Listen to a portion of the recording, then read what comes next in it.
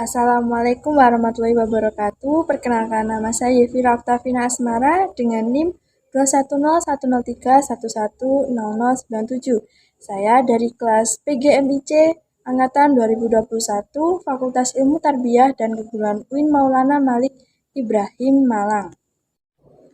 Kali ini saya akan mempresentasikan hasil observasi saya mengenai bahan ajar alternatif untuk siswa SD atau MI untuk pemenuhan tugas UAS mata kuliah Bahasa Indonesia. Pembahasan yang pertama yaitu mengenai bahan ajar. Bahan ajar adalah bahan atau materi pelajaran yang disusun secara sistematis yang digunakan guru dalam pembelajaran. Bahan ajar adalah seperangkat sarana atau alat pembelajaran yang berisikan materi pembelajaran, metode, batasan-batasan, dan cara mengevaluasi yang didesain secara sistematis dan menarik dalam rangka mencapai tujuan yang diharapkan. Adapun perangkat ajar berupa materi pembelajaran untuk membahas satu pokok bahasan dapat berupa cetak seperti artikel, komik, infografis, foto, modul, dan poster, maupun non-cetak, audio, dan video. Bahan ajar alternatif selain modul yang saya pilih kali ini adalah infografis.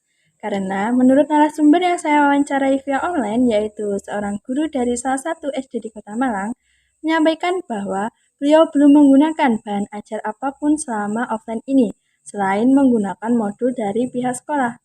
Menurut saya, infografis ini sangat cocok digunakan karena praktis, mudah dibuat, dan tentunya hemat biaya. Lalu, apa sih yang dimaksud mengenai infografis? Infografis adalah gabungan dari visualisasi, grafik, dan teks yang digunakan untuk menyampaikan suatu informasi, biasanya berupa data angka.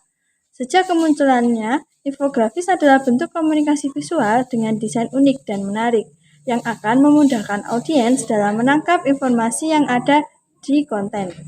Jadi, infografis adalah satu cara memahami informasi dengan mudah. Biasanya, infografis menyajikan informasi dengan visual yang mencolok dan menarik. Infografis adalah pilihan untuk menyampaikan informasi dengan lebih cepat dan efektif. Infografis merupakan alat yang tepat dalam membuat informasi yang rumit menjadi mudah dimengerti.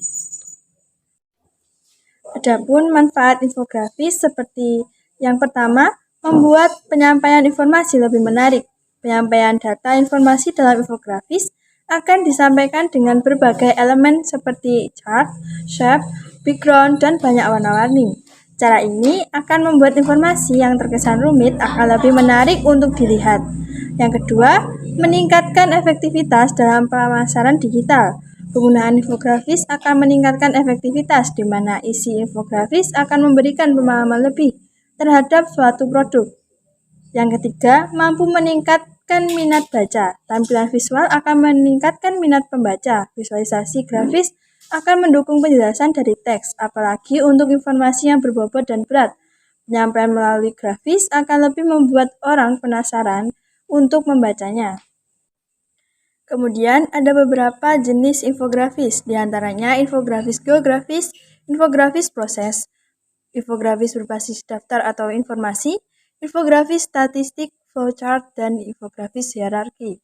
Dan pada kali ini saya menggunakan infografis berbasis daftar atau informasi. Jenis infografis ini adalah infografis yang mengkomunikasikan konsep baru dan khusus dengan jelas atau memberikan suatu gambaran umum suatu topik. Infografis ini menampilkan informasi singkat dengan tambahan poin yang sesuai angka atau judul.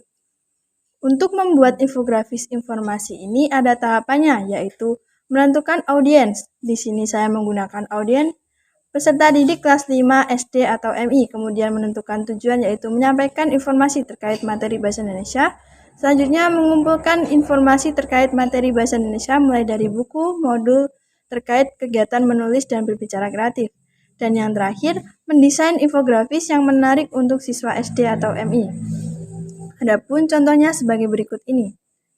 Dalam infografis ini saya mengambil mata pelajaran Bahasa Indonesia kelas 5 SD semester 1 dengan tema teknologi bab menulis dialog sederhana. Kompetensi inti materi ini adalah menyajikan pengetahuan faktual dan konseptual dalam bahasa yang jelas, logis, dan kritis dalam karya estetis dan gerakan yang mencerminkan anak sehat dalam tindakan yang mencerminkan perilaku beriman dan berakhlak mulia.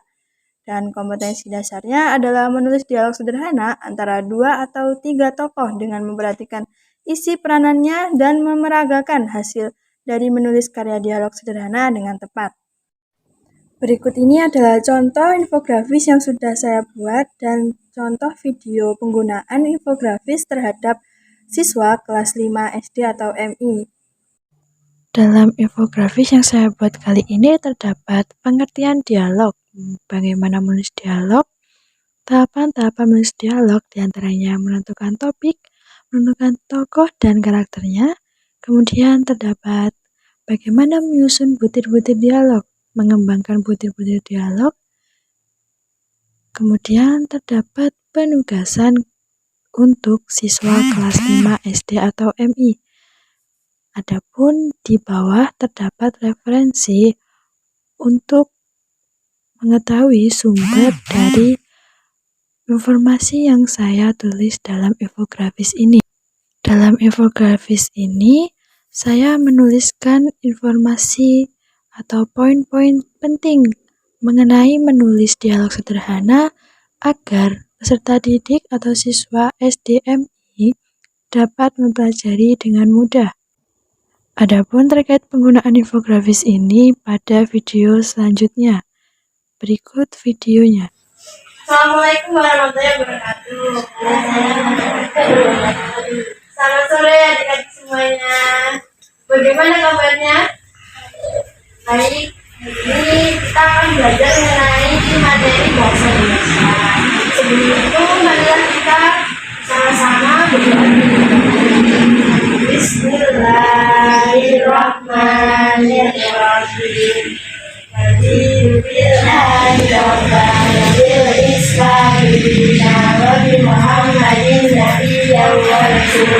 Rabbi zidni ilma warzuqni fahma waj'alni min ibadika sholihin. Amin ya rabbal alamin. Baik, sebelum mulai pelajaran, kali ini saya akan mengabsen terlebih dahulu. Yang pertama, ini Lisnasari ada, Khairul Hikmah ada, Sylvia Alikrana mempelajari mengenai menulis dialog sederhana. Tentunya kalian biasanya tahu kan dialog itu kita gunakan dalam percakapan sehari-hari di rumah, di sekolah, dengan teman ataupun orang tua. Nah, dialog adalah percakapan antara dua orang atau lebih. Dialog ini juga dapat ditulis misalnya pada teks wawancara. Dalam teks itu kamu dapat menemukan dialog antara wawancara dengan narasumber. Dalam cerita pendek dan naskah drama kamu juga dapat menemukan dialog antar tokoh. Nah, dalam menulis dialog ini ada tahapannya. Nah, di sini saya akan menjelaskan tahapannya ada 4. Yang pertama, menentukan topik. Agar dialog menarik, topik atau pokok pikiran yang diangkat juga harus menarik dan aktual. Artinya topik itu masih baru dan menyangkut kepentingan orang banyak. Misalnya pendidikan, kesehatan, dan olahraga. Kamu juga harus menguasai topik yang kamu tentukan. Nah, di infografis yang sudah saya berikan ini bisa dilihat ya semuanya. Ya, dan kemudian untuk selanjutnya ada menentukan tokoh dan karakter. Dalam dialog, tokoh itu sangat penting. Tokoh harus dapat menghidupkan dialog. Dalam menentukan tokoh, cerpen atau drama usahakan ada tokoh yang berkenaan matanya seperti antagonis, protagonis, dan tritagonis.